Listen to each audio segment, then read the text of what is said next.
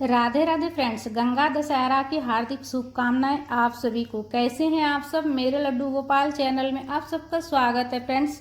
आज मैं आप सबके साथ शेयर करूंगी घर पर हम गंगा दशहरा की पूजा कैसे करेंगे सरल विधि से। अगर पास में गंगा नदी नहीं हो तो गंगा स्नान कैसे करेंगे, पूजा कैसे करेंगे। गंगा दशहरा के दिन गंगा स्नान का और गंगा माता की पूजा का बहुत ज़्यादा महत्व है फ्रेंड्स। तो घर पर हम पूजा कैसे करेंगे अगर पास में गंगा नदी नहीं हो तो सबसे पहले गंगा दशहरा वाले दिन सुबह में मॉर्निंग में जब स्नान कीजिएगा तो ब्रह्म मुहूर्त में स्नान करिएगा और थोड़ा सा गंगा जल मिला लीजिएगा स्नान वाले जल में। और स्नान करके उसके बाद जहाँ पर पूजा की चौकी लगाइएगा वहाँ पर जो अच्छे से साफ सफाई कर पूजा की चौकी लगा लीजिएगा।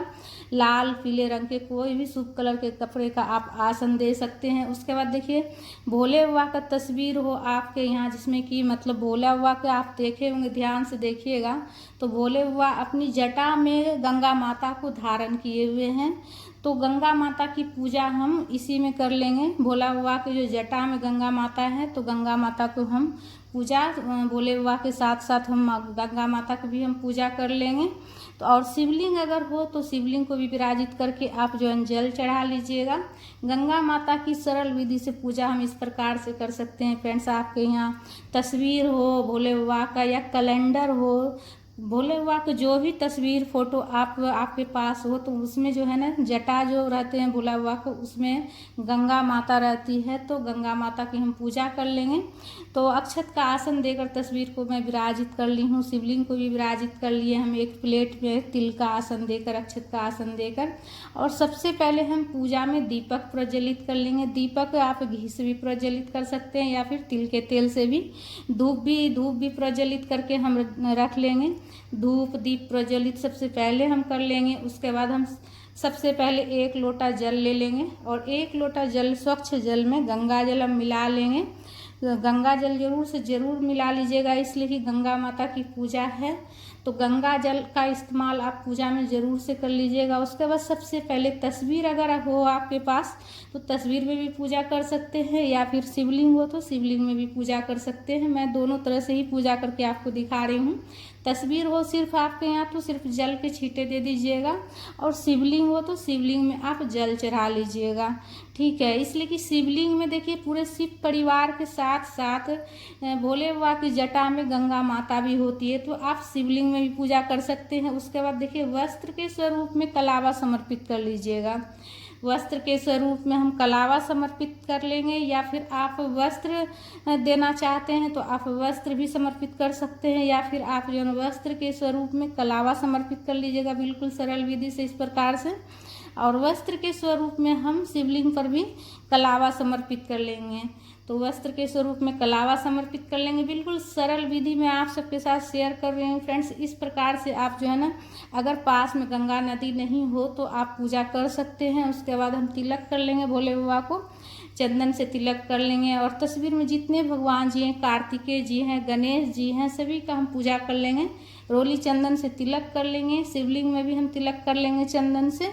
पीला वाला चंदन से मैं तिलक कर रही हूँ, सफ़ेद वाला चंदन हो सफ़ेद चंदन से भी आप तिलक कर सकते हैं। और साथ ही साथ गंगा माता के भी ध्यान कर लीजिएगा, दीपक का भी पूजा कर लीजिएगा।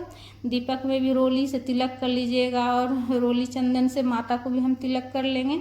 उसके बाद देखिए हम गंगा माता को एक पुष्प में सिंदूर लगाकर हम इस प्रकार से गंगा माता को हम समर्पित करेंगे। भोला बाबा के जो जटा में है ना माता का ध्यान कर लीजिएगा। गंगा माता का ध्यान करते हुए माता को हम पुष्प और सिंदूर समर्पित करेंगे। आप चाहे तो पूरा 16 श्रृंगार का सामग्री भी चढ़ा सकते हैं या फिर आप सरल विधि से इस प्रकार से पूजा कर सकते हैं।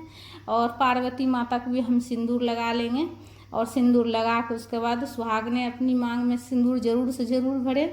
जब भी माता की पूजा करे तो जब भी जो सुहागन पूजा करती है माता का तो अपने मांग में सिंदूर जरूर से ज़रूर लगाना चाहिए। उसके बाद हम वस्त्र के स्वरूप में कलावा भी समर्पित कर लेंगे गंगा माता को और गणेश जी को भी वस्त्र के स्वरूप में कलावा समर्पित कर लेंगे।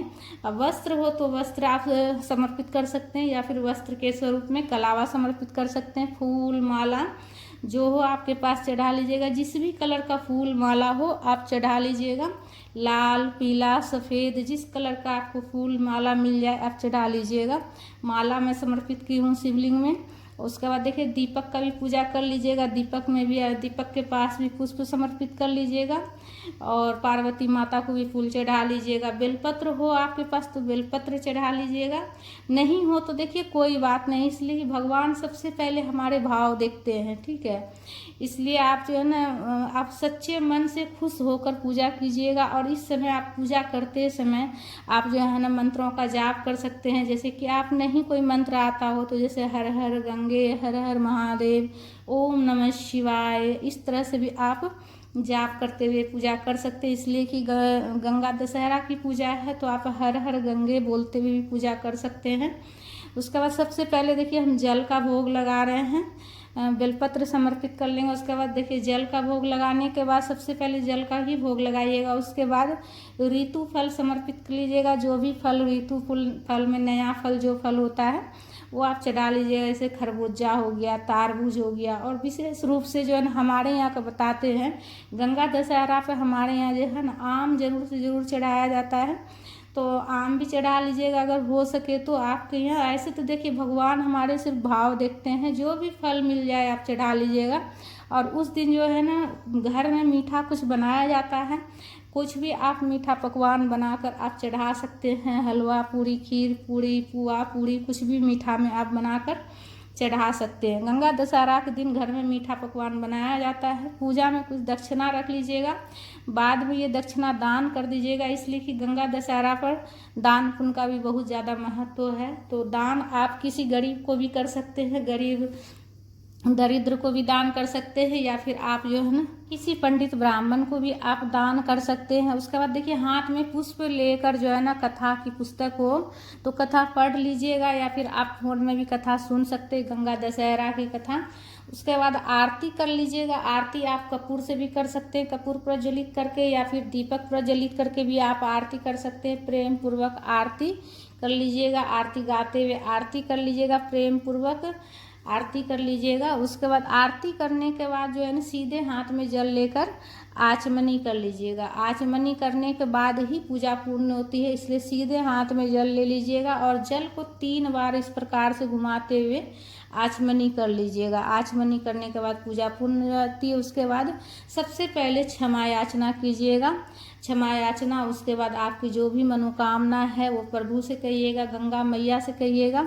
और जो जल है, जो जल चढ़ाए हमने शिवलिंग में, उस जल को तो पूरा परिवार थोड़ा थोड़ा ग्रहण कीजिएगा और पूरे घर में जो है जल का छिड़काव कर लीजिएगा। सिर्फ बाथरूम को छोड़कर पूरे घर में आप जल का छिड़काव कर लीजिएगा। उस जल का भोले बाबा पर जो हम जो जल चढ़ाइएगा तो, और दक्षिणा दान कर दीजिएगा और मीठा पकवान बनाकर जरूर से ज़रूर चढ़ाइएगा। पूजा की चौकी आप अगले दिन उठा लीजिएगा और दक्षिणा के साथ में सीजन का कोई फल भी आप दान कर सकते हैं।